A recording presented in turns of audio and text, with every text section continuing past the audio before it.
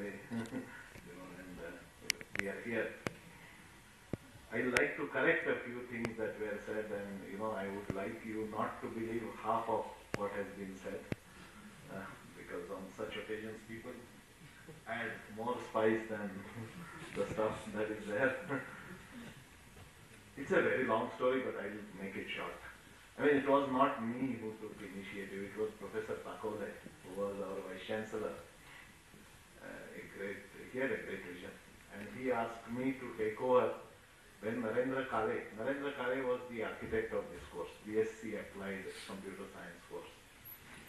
And many of you may know, and some of you may not know, that he was system analyst at University of Pune, employee number 635 or something like that, which I am 834. We carry all these levels on us. So when Narendra Kale wanted to go for greener pastures, he asked me. I was a good friend because we were together in IIT Kanpur. He was few years junior to me. And he said, you are the person who should take over BSc Applied Computer Science. Well, why did I take over? An interesting question was asked, as why chemist was here, because I know neither chemistry nor physics nor mathematics. So, and I had used some computers here and there. So possibly they wanted a jack of all trades, and the remaining part which which is true. So I was asked to take over, and I gladly did. We started in this regional computer center, which some of you might not have seen. The present CDAC building is there. And I remember old faces, colleagues of Kale, Alkutkar, Sadbhai, Sohani. I mean, if you ask, I can remember. I will remember at least 10, 15 old faces, Inamdar, who went with Kale later. And in 85, as was said, I mean, of course, proper people came with Professor Sahasrabuddhe and Shankar. Again, I did my PhD at IIT Kanpur, like many others, like Srinivasan and so on. So, I have that long connection with IIT Kanpur. So these two people came, and of course, I was very glad to be away from, because that was not really my expertise. But I should say that we started credit system, semester system, everything on the, very, very similar form as IIT Kanpur. So all our courses had relative grades, and I'm talking of 1983, where many people had not gone beyond year system and so on. We had a 1 semester long project work with industries that time. And we had very eminent faculty, like Srinivasan, Chinta Prakash is another name I remember.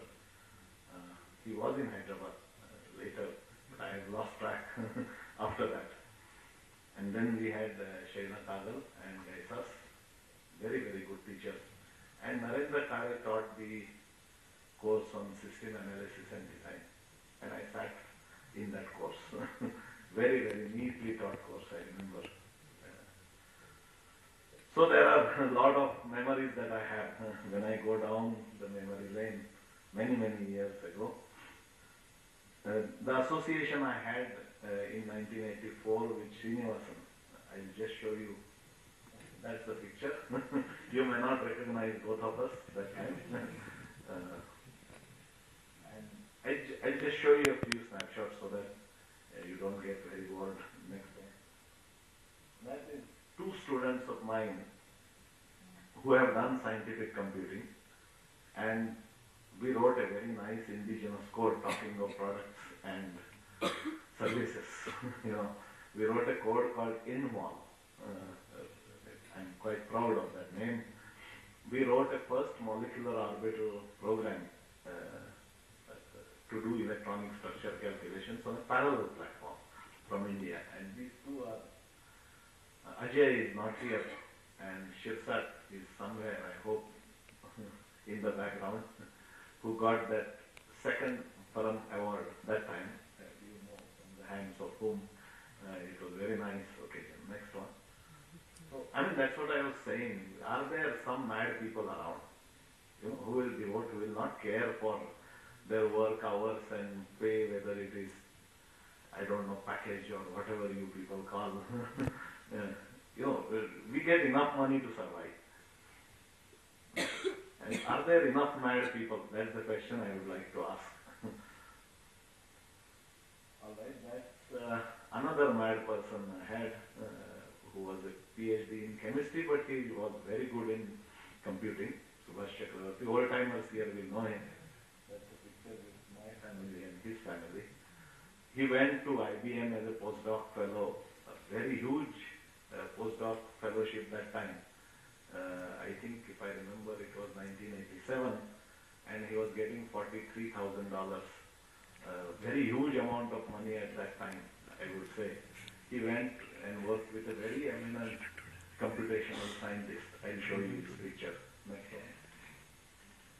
Well, that is Savita and Ajay again. I have a large collection of my students, and I am very proud of the students that have been trained. I'll have to skip many because I have too many pictures, so I'll just show you a few samples. I'm showing you, these are not, of course, my students, they are my peers. I'm showing you on purpose this picture of mad people. In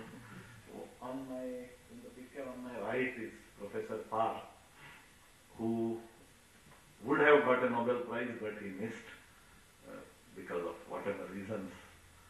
And on the right, you can't see him fully, but is John Popel, who got a Nobel Prize for making a product called Gaussian, 98. And the product was made with the help of 200 PhD and postdoc students that he had. Earliest version I used was called Gaussian 70, and Popel used to give it free to everybody. Now they have a company. It's a very long story of that company, so I'll not go into it, but it's called Gaussian, which sells the program. It is used by chemists, physicists and biologists across the world. It sells for $2,000 for educational institutes. Okay, so I'm just showing you because we had a very interesting debate today.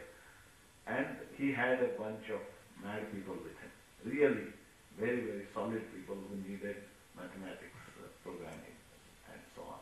Okay.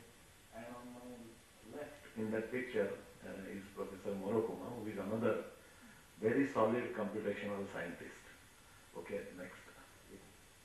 Well, I took this opportunity like a young person, to take his signature of John Popel when I caught hold of him once at a very leisurely moment.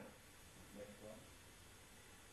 Yeah, this I am showing on purpose because here you may not see it, but one person in the audience, Dr. Sundarajan, whom I visited, he belongs to possibly, not fully mad, but maybe reasonably, it's from physics background. At this point you don't care whether it's